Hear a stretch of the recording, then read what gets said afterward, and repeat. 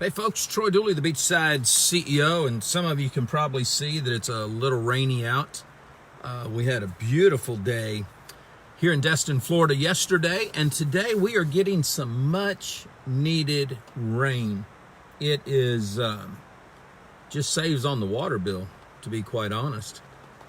But I wanted to take time. I was just having a conversation with Mike McGolick, and we were talking about the future. We were talking about what's going to happen coming out of the American, really the world, but we were focused in on the America shutdown.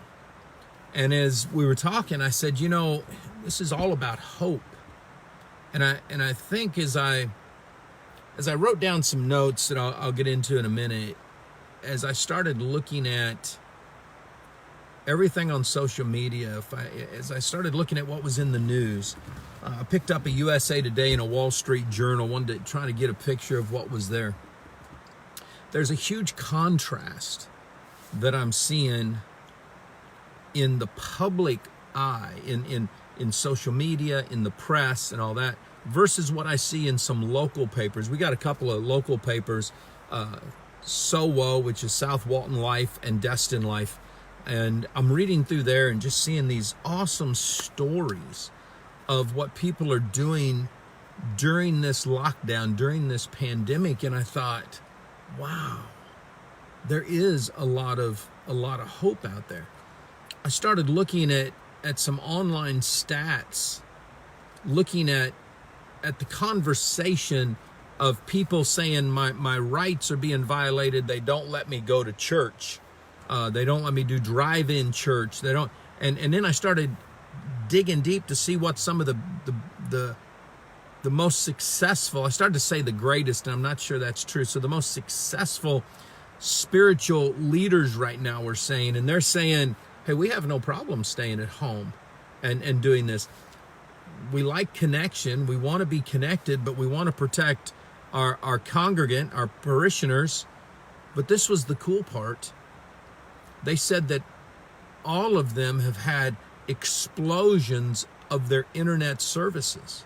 What usually is in one church a 20,000 person weekend, when they count up how many people have been in all their campuses, they had over 300,000 people watching this last weekend. Some of that was probably Easter. Everybody, goes to church on Easter one way or the other. But I saw this across the board. Other people that usually had 10,000 were having 100,000. And I started thinking, wow, I think people are seeking hope. They're not sure where to find it. I don't think everybody is seeking Jesus for hope. Don't get me wrong here. Some of them are probably trying to find hope at the bottom of a bottle, or on opiates, or eating a lot of food, or whatever, binge watching The Office, or what is it, The Lion King? I'm probably saying that right. Tiger King, or whatever it is. But it made me realize something too. Most of us are staying tied to the TV way too much. We're staying tied to the news way too much. We're honing our eyes in, and I challenge you, if you're on a cell phone right now, your eyes are pinpointed to what you're watching. They're not expanding out. And if we want to have hope, we got to look up. We can't get hope looking at the TV screen.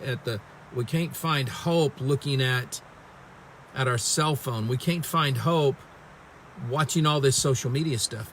We have to get out. We have to explode. I've been watching some of my dearest friends as they put up stuff on social media, and you can tell the ones that are balanced with, I'm going to watch the news. Okay, that's good. Now let's get the kids outside.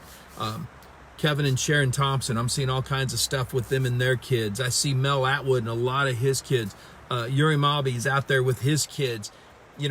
They're staying engaged, but yet they're doing what I think is part of what creates hope after a pandemic, hope after trauma with a big T, is they're saying, look, let's just go out here and make life and make moments. They're not, look, the pandemic's going to become a memory. They're making moments in their lives that are never going to be changed. I have been in the woods with my girls more over the last few weeks than I had the last few months. And I live in Florida. There's no reason not to be in the woods. It hurts not to be at the beach, especially when nobody's at the beach. It's like, we don't have any spring breakers. We don't have any tourists. I can go to the beach. We can't go to the beach. But we're making moments in our life. And yet, I'm seeing so much angst there because people on social media are tapping into their fear. And how do you make that? There, yeah, I just want it to go down a little bit. There you go. Sorry. I said this the other day, and I think this is relevant. Fear is when we're going through pain without purpose. And fear eventually starts to create depression. It starts to create anxiety. It starts to create hopelessness. We have no problem paying to go through pain. We will literally pay people to make us feel the pain. Be that a doctor, a dentist, a massage therapist, a chiropractor, a physical fitness guru. We will. I'm gonna use Kevin Thompson's wife again. You guys know Kevin. Kevin is a dear friend of mine. We've got some ventures together that we have fun with the direct selling edge and some other stuff. A great attorney. He's my dear friend. His wife is a phenomenal runner. She doesn't sit at home eating bonbons, drinking glasses of wine when she's in training. Look, I don't know if she does that when she's not in training, but I'm saying when she's in training, she puts her body through pain because of the purpose that's on the other end. When we're feeling fear, because we have a tribal mentality, we were all built with this innate need to be around other people. Doesn't mean we got to be around people all the time. Doesn't mean you don't have introverts. Doesn't mean people don't have phobias where I'm not getting out of the house. In the Old West, you saw mountain men that went to the mountains to be by themselves, except they ran into Indians and everything else. So we have this innate need to be around people. So when we're not around people in today's culture, we're going to the internet. We're going to the news. We're going to our smart TVs. And what do? We find somebody that we like. We like their message. We realize, wow, they're comforting a piece of my fear. Part of my fear is, who do I believe? I can't believe my government, so I'll believe China. I can't believe my government, I'll believe Iran. Well, I can't believe Iran and China, I'm going to believe my government. No, I don't believe my government. Whoa, here's this new cult leader. Here's this new conspiracy theory. Here's this, I'm going to go hang out with these people because they are making me feel better. They're taking away the uncertainty in my mind. And look, I'm not knocking any of this. What I'm doing is I'm trying to create a foundation for a conversation. Hope is not ever found in fear. It's not found in the fear of the unknown. Hope is found by looking up and looking forward. You guys that follow me any length of time know that I've got a 12-year-old national gymnast whose year was cut short after she had already qualified, for 11 different times, 12 times now, for state and for regionals. Cut totally short. She is a phenomenal gymnast, and I'm very biased, but the national records show it. She's in the top 100 out of thousands of girls. I want to share something with you. The hardest event that she had to do was the beam. The beam is 4 to 6 feet off the ground. It's 4 inches wide. You've got to do all this stuff on it, and you don't want to fall off. When she looked down, when she was looking at her toes, she fell off, and she fell off, and she fell off, and she fell off. And she got scared and scared and scared and scared to where she didn't even want to do the beam. When she broke through the paradigm of not looking down, of looking out, of moving her eyes upwards. She now does flips and turns and crazy stuff on the beam. If you want to find hope, you can't be looking at your screen. You can't be looking down. You have to look up. You've got to move past it. It doesn't matter how you feed your fear. You can watch any of the news channels. Don't care which one. Don't care what your vice is, what you binge watch on Fox News, what you binge watch on CNN, what you binge watch on CBS, ABC, or anything else. None of that is reality for you personally. Most of it's reality for the world. It's for the mass population. Oh my gosh, there's been 100,000 deaths. Doesn't affect you. You're not dead. What affects you is what can you do to make sure that you and your family move through this? What can you do to make sure that you don't pass this as an asymptomatic person to someone that might get affected? No different than, well, it's a little different. Don't get me wrong. I'm not a scientist. I'm not a, whatever you call it, a virus pro person. Here's what I do know, common sense. We have not lived, depending on what you believe, over 4,000 years or over 400 trillion years. I don't know all the numbers because, again, that wasn't my forte in class. I can shoot a gun pretty good. I can do other things pretty good, but that wasn't my forte. What I'm saying is no matter how long we've been on Earth, society has been able to overcome everything. And today we have more science and better science than anything. And if you want hope, if you want true, legitimate hope, listen to this. And think about this very pragmatically and very common sense wise. Think about this for a minute. We had some of the largest corporations in the world, managed by some pretty smart guys, run by some pretty giant unions, and neither side ever moves fast in anything.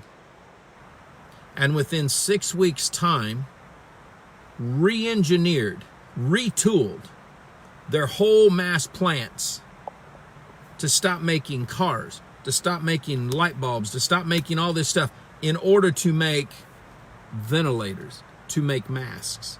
We saw small and mid-sized businesses shut down their printing press making t-shirts and jeans and all this and shifted it over to make masks. We watched some of the greatest bourbon manufacturers, crafters in the world shift from making some of the best bourbon to making some of the best hand sanitizer in the matter of days. This shows the hope and heart of the American people. So when you're sitting here fearful of the unknown, fearful of the what if, I would challenge you to think through some stuff. And I call these the 5 W's of life. I'm gonna put my glasses on. I'm gonna let you guys go today, but I want to leave you something because I believe this is how, to a certain degree, common sense, no kumbaya, no spiritual, no Bible verse, nothing like that. This is how we start to create the momentum to find hope in uncertainty. To start to realize this isn't pain without a purpose, which causes fear. This is pain with a purpose that will cause hope. Because going back to Sharon Thompson, she doesn't go into training to go to the Olympics without being hopeful, confident that she's going to make the cut. She's been doing this since she's in college. She knows the pain. She knows the payoff. She always has hope. And this is what I want you to write. Who? This is the 5 W's of life. Who? Who you are is what makes you special. Don't change for anyone, only change for yourself. Don't be watching the news and saying, oh my gosh, I've got to wear a mask because the President of the United States and the task force told me to. No. Look deep inside and realize, you know what? I really do love people. I want to wear a mask to protect them in case I have this. See, the mindset, masks aren't to protect you from other people. Masks are to protect other people because you may be asymptomatic. Don't be locking yourself in saying, oh my gosh, the sky is falling. No, look around and say, wow, who can I help? I love serving people. I love helping people. Don't change what you are or who you are because of the pandemic, because of your fear. Work forward within the new boundaries that you have. Second W, what? What lies ahead will always be a mystery. Don't be afraid to explore. We don't know totally what the world's going to look like coming out of this. We're probably going to have different ways of doing business, just like after 9/11. Instead of just being able to walk in and wave bye to everybody as we're on the plane, now we got to go through metal detectors, get frisked up and frisked down, and our people can't see us past the little guard shacks. We might fly in planes and there's plexiglass that we can put up beside us if we're fearful. Ooh, if we're cautious. Ooh, that's smart. If I'm sitting with my wife, I can move the plexiglass down and we can sit there and chat. What lies ahead is going to be a mystery in life. When you married your spouse, when you started to get a date, when you went to your new job, when the doctor said it's time for the baby, when that baby became an adolescent, when that baby became a teen, when that baby became an adult, the mystery of what was next kept you going. When life pushes you around, push back harder. Listen, don't become a dull, negative, disillusioned, fearful crybaby sitting at home. I'm not saying don't be safe. What I'm saying is this young lady right now, it's raining and she's out here jogging. She's keeping fit. She's keeping focused. She's moving forward. Boredom and depression puts us into positions where we get into the addictions. We get into the depression. We get into the anxiety. Don't fall prey to this. The fourth W, where there are choices to make the one you won't regret. Prime example, I don't have a mask on because I can't give you guys anything. Usually in the mornings, if I go into Home Depot, I don't have a mask on either. But if I go into Walmart between 7 o'clock and 9 o'clock, because I usually am not in there before then, or after that rather, here's what I do. I put on my mask. And the reason I do is because the majority of the people in there are older than I am, and I'm 56. So I want to make sure they're safe. There's not much in this world that I am afraid of. I get cautious. I'm concerned about my family. Fear isn't something that manifests itself in a negative, well, I guess it would be a negative way because I'm a risk taker and they say that's caused by fear too. But what I'm saying is I do this because I want to make sure I'm helping other people. And that's what you have to do. Where there's a choice to make the one you won't regret. I'm never going to regret, no matter how weird or funny I might look, wearing a mask into a store. And I'll tell you why this is so awkward for me. I've taught my kids my whole life. You don't wear a mask if you're not on a job. And job, I meant when we were bounty hunting and stuff, when we were doing, when we were trying to get girls or women who were in domestic violence situations, there were plenty of times when we wore a mask. You will see law enforcement, if they're undercover, wear a mask. It's to protect their identity because you know you're in a hot spot. That's typical. But I've always been, you don't wear a mask into a freaking store. You're going to get security all over you. I wore a mask into the bank. You talk about a weird feeling. That was a weird feeling. But you make choices to help people. That's the key. The last W, why? Why things happen will never be certain. It takes stride and you have to move forward. Take it in stride and move forward. You have to do that. Look, we don't know none of this. What we have to do is just keep on cranking. Keep on going. If we will do that, we will get the hope. Hope is something that is burning deep inside of you. It's a spark that definitely always wants to get out. It can be beat down. We can allow our own personalities, our own limiting beliefs, our own past life experiences to create hopelessness for us. But if you'll raise your eyes up out of your phone, limit the amount of news that you watch. I had somebody the other day say, Troy, do you watch Fox News? You sound like a bunch of Fox News guys. I said, actually, I do tend to watch Fox and Friends in the morning. And then about 8 o'clock, if the TV is on, I flip it to Fox Business so that I can buy stocks that are on sale. When I hear somebody talking about a stock, I buy the stock. That's what I do. I don't watch a lot of Fox News. I watch zero Fox News at night. I'm more into news, not commentary. And I was telling them this. I said, I do hang out in the Fox Nation, founding member of the Fox Nation, love the Fox Nation. I don't watch political rhetoric in Fox Nation. I watch shows like Parked, which is about all the national parks. Oh my gosh. Listen, guys, take a free tour of Fox Nation. Go in there and look for the Parked show. You want to find hope? Do this on your TV, not on your phone, but you put that panoramic view of the Grand Canyon up there. Look at the Grand Tetons that are there.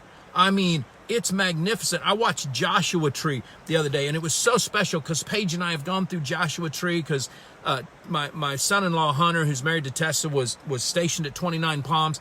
I was stationed at 29 Palms. I got to take my wife a couple of years ago to a place that I just thoroughly love. And here it is on my big screen TV in my bedroom. I have hope. Hope for my kids, hope for my wife, hope for you, hope for my community. Don't worry about it. Don't worry about what the media says. Don't worry about what POTUS says. Don't worry about what the critics say. Don't worry about all of the WHO or the CDC or the ABC or the NBC or the FTC. I don't care who it is. Don't worry about that. Worry about where you're at. And I'm using the word worry here for a second. Because your concern, your worry, your angst, your frustration, should all be at home saying, what do I do to move out of this? How do I get out of this? Because pain without purpose causes fear. And fear, when watered with complete negative crap, creates hopelessness. Fear with purpose creates hope. Because now you know you're moving through it. You know that you see it on the other side. Every day when I'm working out, every day when I'm going through a ritual to lean up and get rid of the fat that I have, it hurts. It hurts when I can't have certain foods. It hurts when I can't do certain things.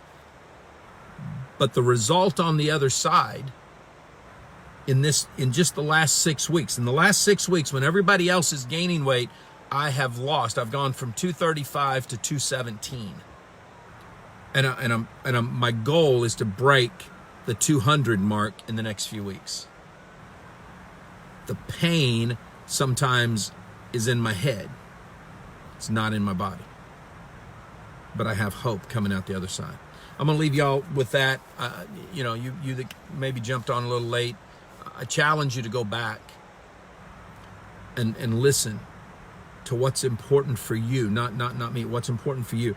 And then share this if you know some people that it might help. Share this if you know some people that feel hopeless right now, that don't know what the future is going to hold, that's driving them nuts.